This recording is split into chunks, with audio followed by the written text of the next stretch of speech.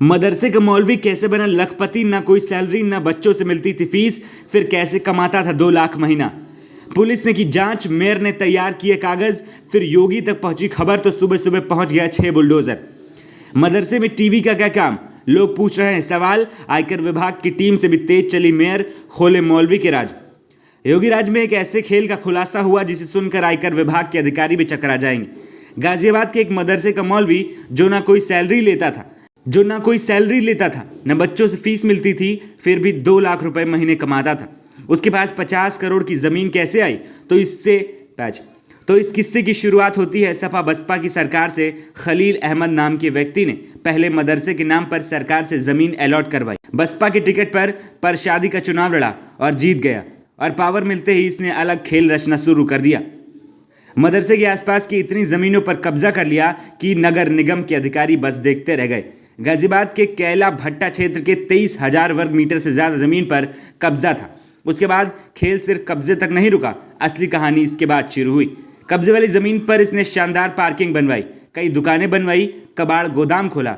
उसने किराया वसूल करने लगा। मतलब जो पैसा सरकार को जाना चाहिए था, वो काम नगर निगम को करना चाहिए था, वो कुछ लोगों की मिली भगत से खलील अहमद कर रहा था। इस कब्जे की जमीन से किराया ही 2 लाख रुपए महीने आता था और सारा पैसा खुद डकार रहा था। हो सकता है इस खुलासे के बाद किसी और की भी गिरफ्तारी हो। अब खलील अहमद ने हज भी कर लिया है और इलाके के लोग हाजी साहब बुलाने लगे। लोगों को लगा है कि हाजी साहब ऐसा नहीं कर सकते हैं, पर नगर निगम ने फाइल खंगाली तो पता चला कि हाजी खलील अहमद ने खेल बहुत बड़ा खेला था। जो जमीन कब्जाई है वहां दीवारों के पीछे ऐसे पौधे उगते हैं, पूड़ियां बनती हैं और हजारों लाखों में बिकती हैं। ये सारी कहानी गाजियाबाद से लखनऊ पहुंची तो हंगामा मच गया। लोग ये सोचने लगे कि योगी राज में मुस्लिम डरे हुए हैं, कहाँ है खलील अहमद जैसे लोग जो खुले तौर पर कानून को चुनौती दे रहे हैं। और जैसे ही घर पर बुलडोजर पहुंचा तो तुरंत धर्म वाला कार्ड खेल दिया।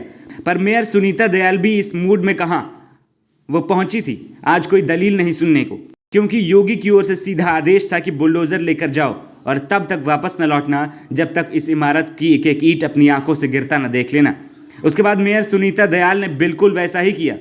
ड्राइवर को सीधा आदेश दिया कि तुम्हें जिधर बोला जा रहा है गाड़ी उधर आगे बढ़ाते रहो, और थोड़ी देर में खलील अहमद का काला किला ताश के पत्तों की तरह बिखर गया। पर इसी के साथ एक तस्वीर ने भी सवाल खड़े कर दिए। वहां पर कबाड़ गोदाम था तो उसमें नई टीवी कैसे निकली, या फिर मदरसे में टीवी का क्या काम था? ये सवाल शायद खलील अहमद की गिरफ्तारी के बाद पुलिस भी पूछे। तब यह भी पूछा जाएगा कि बताओ सरकारी ज़मीन पर कब्जा करने का आइडिया कहाँ से आया और कब से ये काम कर रहे थे? क्या सरकार के पास इतनी ज़मीन है कि वो देख नहीं पाती है? खलील जैसा कोई भी खेल करता है और नगर निगम के अधिकारी सोते रहते हैं। ये कहानी इकलौती गाजियाबाद की नहीं है, आपके शहर में भी हो सकता है ऐसे कई लोग हों। तो ऐसे लोगों का पता लगाइए और कमेंट में बताइए, सरकार से शिकायत कीजिए, क्योंकि जिस सरकारी ज़मीन पर आपके बच्चे के लिए स्कूल, बाजार और अस्पताल बनना चाहिए, वहाँ कोई खलील अहमद कैसे धंधा चलाकर लाखों कमा रहा है।